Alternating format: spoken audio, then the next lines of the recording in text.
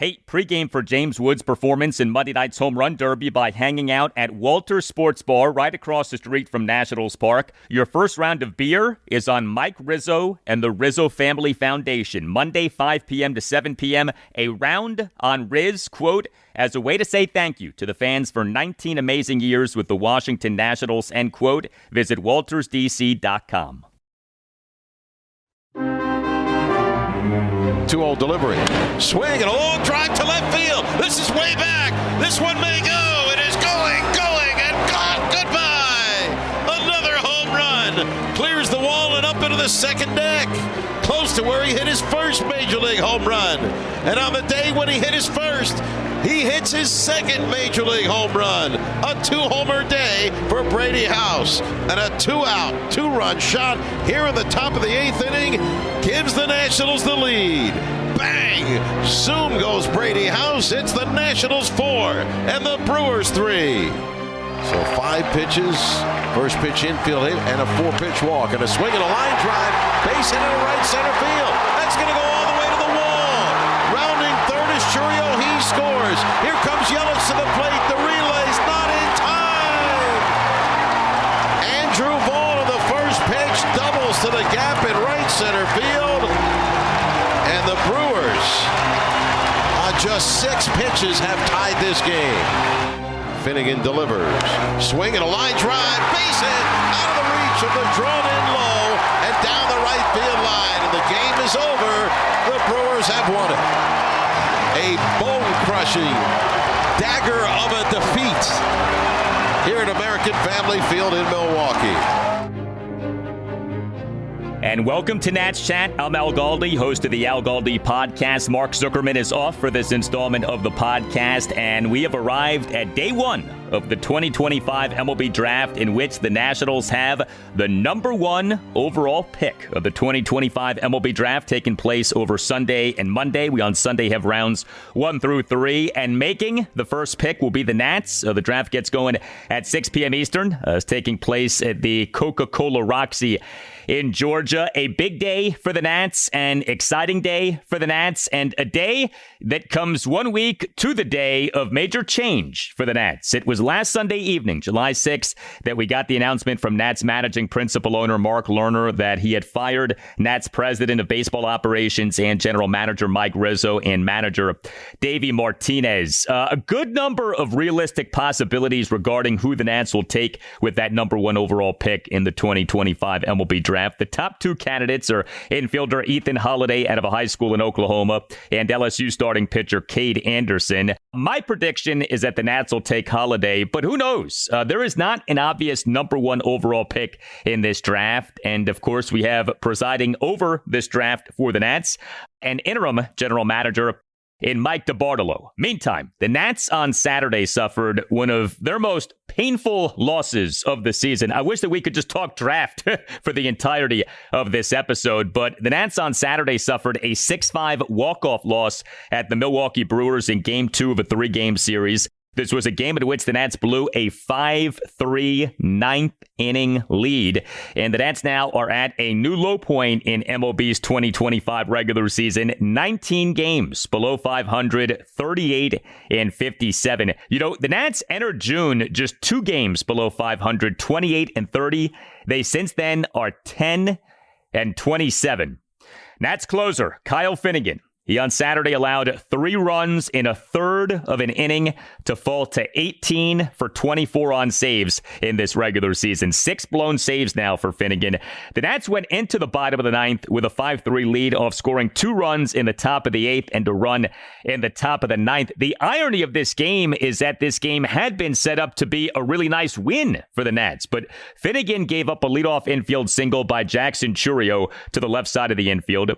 Finnegan then issued a 4-pitch walk of Christian Yelich. And that was when you said to yourself, Finnegan could be in some trouble. He then gave up a game-tying first pitch opposite field, a 2-run double by Andrew Vaughn to the right center field gap to tie the game at 5. And Finnegan gave up a walk-off, 1-out opposite field RBI single by Caleb Durbin to right field for a 6-5 Nats loss. The Nats bullpen in this game otherwise was good. Brad Lord tossed 2 1/3 perfect innings. Andrew Chafin Durbin faced two batters and got two outs. And Jose A. Ferrer tossed the scoreless bottom of the eighth despite giving up back-to-back one-out singles. He induced a 4-3 double play off the bat of the Brewers' number 2 batter, William Contreras, to end the inning. So overall, good work by Brad Lord, Andrew Chafin, and Jose A. Ferrer. But Kyle Finnegan allowed 3 runs in that bottom of the 9th inning.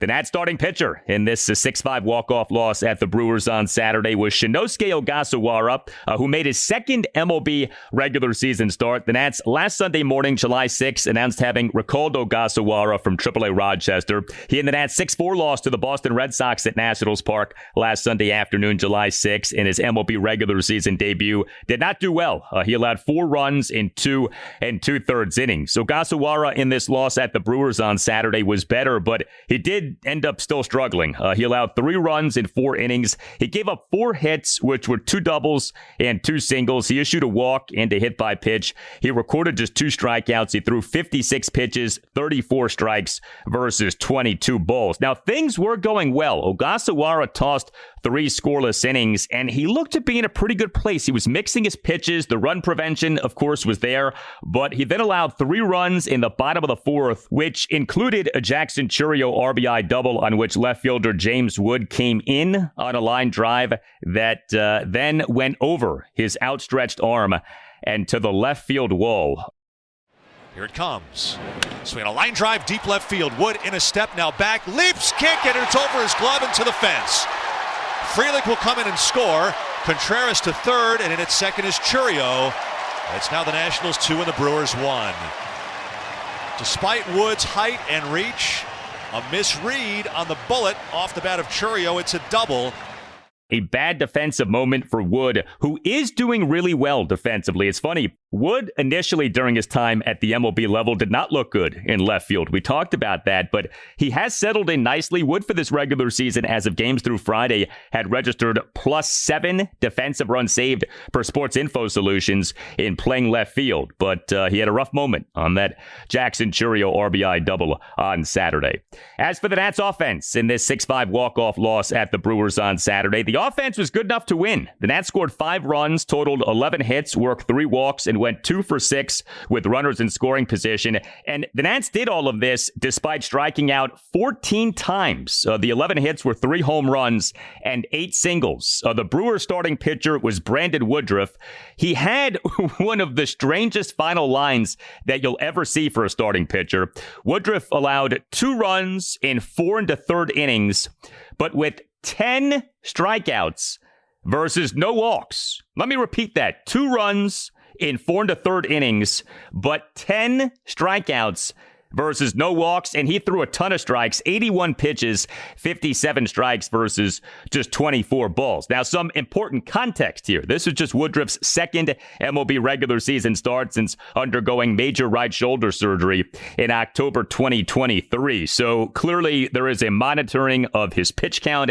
There is a sensitivity to the workload here as he's working his way back. But man, that is something. 2 runs in 4 1/3 innings, 10 strikeouts versus no walks. The story of this game from a Nats perspective, if not for what happened with Kyle Finnegan, would have been Brady House. He is the Nats starting third baseman and number 6 batter, went 3 for 4 with a 2-run homer, a solo homer, and a single. You know, House came into this game having not homered since being called up from AAA-Rochester. The Nats on June 16th announced having selected the contract of House from AAA-Rochester, but House on Saturday, 2 homers and a single. House in a Nats 1-run 4th had a 2-out first pitch solo homer on a bomb to left field for a 2-0 Nats lead. The homer went a projected 427 feet per Statcast and was House's first major league regular season home run. And House in a Nats 2-run 8th had a 2-out 2-run homer to left field for a 4-3 Nats lead. That homer went a projected 401 feet per Statcast. So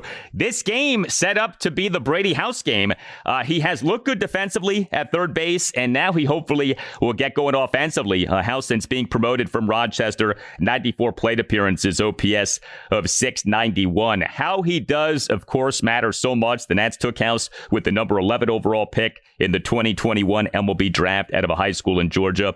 This is his age 22 season. Also homering for the Nats on Saturday was Dalen Lyle. He is the Nats starting right fielder and number 7 batter. Went 1 for 4 with a solo homer. Lyle, in a Nats 1-run second, had a 2-out full count solo homer to right field for a 1-0 Nats lead. Nats interim manager Miguel Cairo on Saturday, very interestingly, had Josh Bell as the Nats number 3 batter. I could not have been the only person whose eyebrows went northward upon seeing Josh Bell as the Nats number 3 batter. But Bell got on base 3 times. He is the Nats starting DH, and number 3 batter went 2 for 3 with 2 singles and a walk. And James Wood, I mentioned his defensive blunder. He is the Nats starting left fielder and number 2 batter.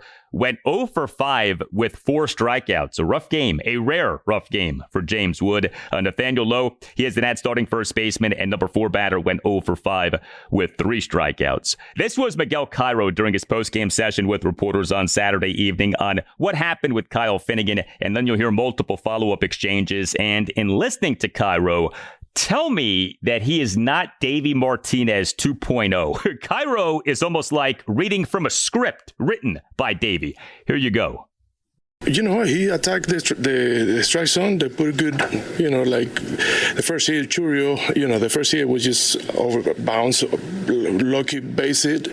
And, but he attacked the strike zone. We didn't have no luck today. So, but, the guys, battle or pitching or relievers, Ogasawara pitched really good, give us, almost four innings. And, kind of like, it was good to see that he was mixing his pitches, but hey, the guys battled back, and that was good at bat. It was nice to see House, swinging the bat, and it was good.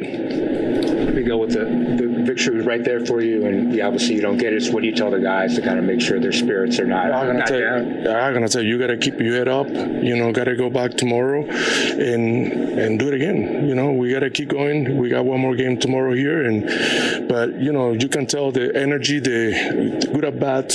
We play the game hard, and that's what you can expect from them. But sometimes it goes like that. Okay, I just find it funny the extent to which Miguel Cairo uses the same words and phrases that we grew accustomed to Davey Martinez using. Well, the two are good friends, so I guess this makes sense.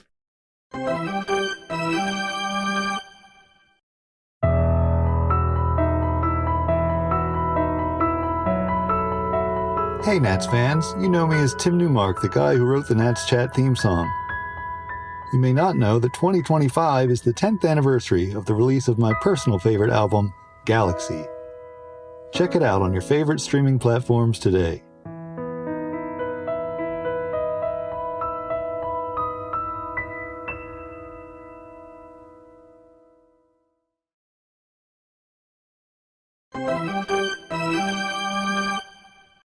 Now the wide. Here's the pitch. 3-2 swung on, hit in the air to right field deep. Frelick going back. Warning track. He's at the fence. And he can't get this one. It's gone. Goodbye. A home run for Dalen Lyle. At the very right end of the Nationals bullpen. Clears the wall. His second home run in the big leagues. Bang! Zoom goes Dalen Lyle. A 2-out solo home run to right field here in the second. And the Nationals break out on top. It's Washington 1 and Milwaukee 0.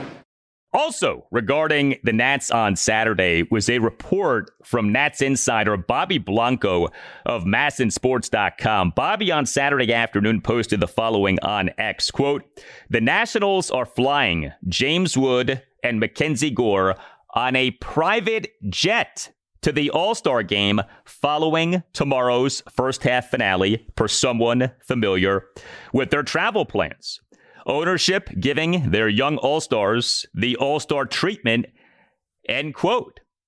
How about that? A private jet for James Wood and Nats starting pitcher MacKenzie Gore for them to make their way from Wisconsin to Georgia, site of the 2025 MLB All-Star Game, which will be happening on Tuesday night. And of course, Wood is participating in Monday night's Home Run Derby. So I had 3 thoughts off reading this report from Bobby. A nice gesture from Nats ownership, the Lerner ownership group. We on this podcast give credit when credit is due, and let's give some credit here to Nats ownership. Now, B, I would presume that such a gesture likely happens quite a bit from MLB ownerships for all-star players. So this may well be a case of a nice gesture, the likes of which is frequently done by MLB ownership. So I do think it's important to at least mention that. And see, how do you read this report from Bobby and not think about the hubbub from 3 years ago? Do you remember the hubbub from 3 years ago? Scott Boras, the agent for then Nats outfielder Juan Soto, who was a 2022 All-Star, making a big deal about Soto having to fly commercial, perish the thought, to Los Angeles for the 2022 MLB All-Star game. Quote, "The Atlanta Braves arrived here 5 hours earlier than Juan Soto did. You know why? Because their team chartered a plane. Juan Soto had to fly on a commercial flight and wait in an airport for 2 hours and get here at 1:30 in the morning and have to compete in the home run derby. And that's something that Major League Baseball did not take care of. And that's something that the Washington Nationals did not take care of." End quote. Now, a lot of this, of course, was Scott Boras, being dramatic. But remember, this came off Soto rejecting the mega money contract extension offer from the Nats, who just a few weeks later would trade Soto. And this scenario of Soto flying commercial, again, perish the thought, became a thing. This became a national thing 3 years ago around this time. So there will not be any flying commercial for James Wood and MacKenzie Gore to Georgia from Wisconsin for the 2025 MLB All-Star Game, which is taking place at the Atlanta Braves Truist Park. And here is something that I did wonder off this report from Bobby Blanco. Might this development of the Lerner ownership group flying a private jet for James Wood and MacKenzie Gore be a result of Ryan Zimmerman? Ryan Zimmerman, Mr. National, one of the best players in Nats history. He now is essentially an all-purpose employee for the Nats. But one of the things that Zimmerman understands is management-player relationships and how the Nats as an organization can be more appealing to players. I actually think the role for Ryan Zimmerman in Nats management moving forward is going to be really interesting and potentially very valuable. But Zimmerman has a good relationship with the Lerner family. Now, maybe the Lerner ownership group made this decision to fly James Wood and MacKenzie Gore to Georgia without input from anyone. Okay, that is possible. But I would not be surprised if this gesture was suggested to ownership by Zimmerman or was encouraged by Zimmerman. A polite, hey guys, not to tell you how to spend your money, but what would be nice and what would send a strong message would be you flying Wood and Gore via private jet instead of them having to fly commercial from Wisconsin to Georgia, instead of a repeat of the Juan Soto episode of 2022. Just something to think about. The potential impact of Ryan Zimmerman behind the scenes. Something to consider. You can find us on X at Nats_chat. You can find us on Blue Sky at Nats Chat Podcast. You can email us natschatpodcast@gmail.com. And we have a website that we invite you to check out, natschatpodcast.com, at which you can purchase a Nats Chat Podcast t-shirt. Nats Chat is on the radio Sunday morning 9 to 10 on ESPN Richmond, which is 106.1 FM in the Richmond, Virginia area, and Sunday morning 9 to 10 on Priority Sports Radio 94.1 in the Virginia Beach area. All Nationals radio highlights on Nats Chat are courtesy of 106.7 The Fan. Game 3 for the Nats at the Brewers Sunday afternoon at 2:10. Jake Irvin will be the Nats starting pitcher. I'm Al Galdi. We thank you for listening, and we'll talk to you next time on the Nats Chat Podcast. Pitch to Brady House. House launches one deep left field. Way back it goes, and Brady House has his first Major League home run. That's into the second deck in straightaway left. Nationals lead 2-0. Brady House circles the bases for the first time in the major leagues with a long home run against Brandon Woodruff.